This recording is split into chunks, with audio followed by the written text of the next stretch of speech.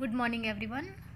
Today we will learn some points that is already we had done in standard 3. So today we will revise with the help of this video data handling chapter number 13 page number 184 of your maths textbook. Warm up.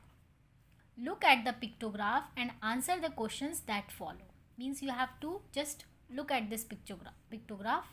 Number of books of different subject issued from the library. These are the details of the books issued from the library. जो हम library से books issue कराते हैं उसकी details है in the form of pictograph. Picture जो होता है ना, पिक्चर का ही जो हम जब रिप्रेजेंट करते हैं that is called pictograph. English में देखो आप, first you have to look at here. Each book represent 100 books. मतलब ये वन साइन किसके बराबर है? 100 बुक्स के बराबर है.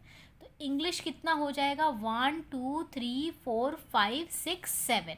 तो ये 7 नहीं लिखेंगे, ये हम लिखेंगे 700 है. 1 2 3 4 5 6 7. तो ये कितनी है? 700 है. सेम हिंदी 1 2 3 4 5 6. तो 6 बुक्स नहीं है, ये कितनी है? 600 है. बिकॉज एक ये साइन किसका रिप्रेजेंट कर रहा है? 100 बुक्स का. Maths 1 2 3 4 5 6 7 8 means 800.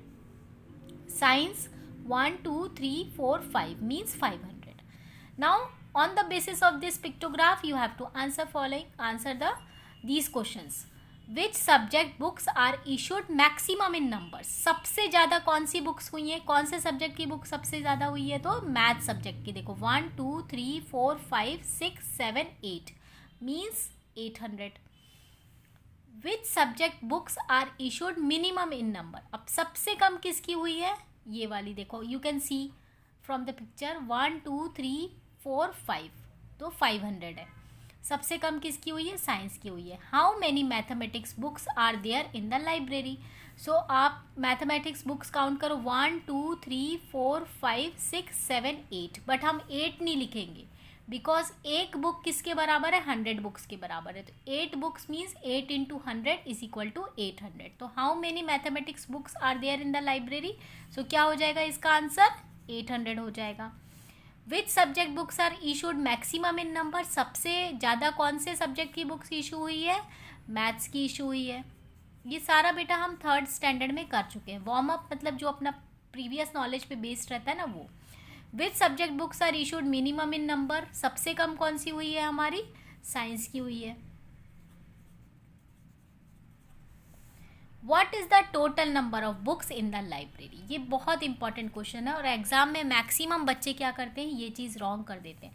अब टोटल बुक्स कितनी है? तो देखो 1 2 3 4 5 6 7 8 9 10 11 12 13 14 15 16 17 18 19 20 21 22 23 24 25 26. अब आप लिख दोगे 26 बुक्स. नो, 26 बुक्स नहीं है. एक बुक किसके बराबर है? 100 के बराबर है.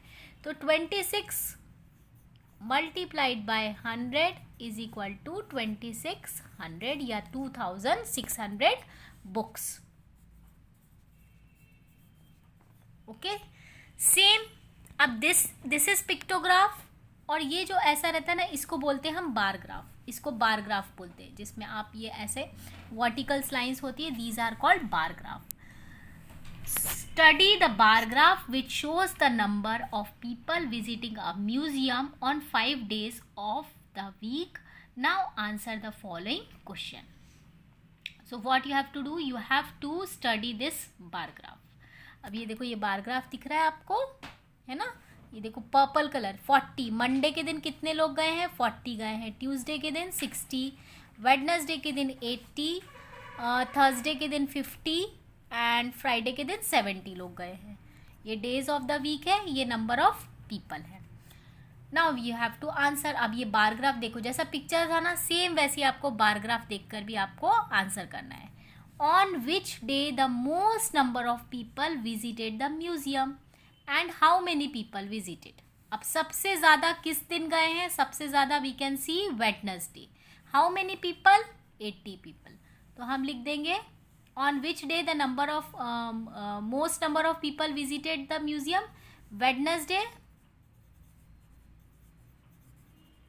और कितने लोग गए हैं? 80, है ना. On which day least number of people visited? On which day the least number of people visited the museum? अब सबसे कम किस दिन गए? तो सबसे कम किस दिन गए हैं? मंडे को गए हैं. कितने गए हैं? 40 गए. बट अपने को सिर्फ पूछा है ऑन विच डे? मंडे. अगर पूछता है हाउ मेनी तो हम लिख देते 40 people. If the entry ticket cost ₹5, what was the collection for Thursday?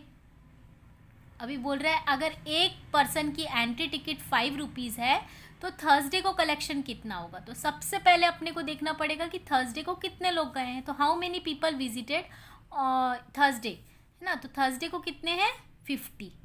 अब एक पर्सन की अगर 5 है तो 50 की कितनी हो जाएगी? 50 मल्टीप्लाइड बाय 5.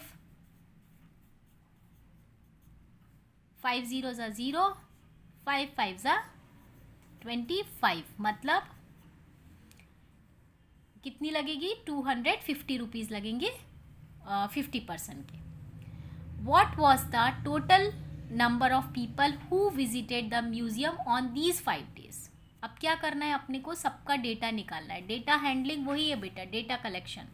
कितने लोग पूरे 5 days गए हैं? देखो 40, देन ट्यूसडे को 60, 40 + 60, 40 + 60 हो गया अपना 100, 100, देन 80, है ना. वेडनेसडे के दिन 80. तो कितना हो जाएगा?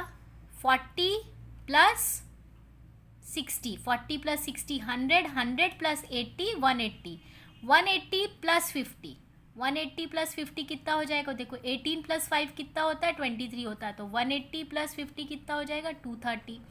230 + 70, 230 + 70 हो जाएगा हमारा 300. ऐसा अपने को एडिशन करना आना चाहिए. और अगर आपको ज़्यादा डिफ़िकल्टी लग रही है कि हमें नहीं बन रहा है तो हम ऐसा भी कर सकते हैं कि 40 प्लस ट्यूसडे के दिन कितना है? 60 प्लस वेडनेसडे के दिन कितना आया? 80 प्लस थर्सडे के दिन कितना है? 50 प्लस फ्राइडे के दिन कितना आया? 70. यहाँ पे करके देखो 40 + 60 100, 100 + 80 180, 180 + 50 कितना हो जाएगा? 230. 230 + 70 = 300 people. Okay, like this you have to solve this warm up. Okay, and this one more thing I want to clear, this tally mark. It is also very important part. ये भी हम कर चुके हैं. टैली मार्क्स, ये जो ऐसे marks रहते हैं ना इसको टैली मार्क बोलते हैं. और इसकी एक टेक्निक रहती है बेटा कि टैली मार्क कैसा होता है, जैसे 1 2 3 4, है ना. 1 2 3 4, फिर आप ऐसा 5 नहीं करोगे, ये रॉन्ग हो जाएगा. करेक्ट क्या होता है? 1 2 3 4 और 5th, फिर 6. अगर आपको रिप्रेजेंट करना है 6 तो आप 1 2 3 4 5 और फिर 6 ऐसे करोगे. फिर आपको अगर 7 बताना है तो 6 7 8 9. लेकिन अगर आपको 10 बताना है तो ये 1 2 3 4 5 6 7 8 9 10, ऐसा ये 5 5 का होते जाता है ये. और हम लोग जब क्वेश्चंस करेंगे ना तो और मैं आपको एक्सप्लेन करूँगी.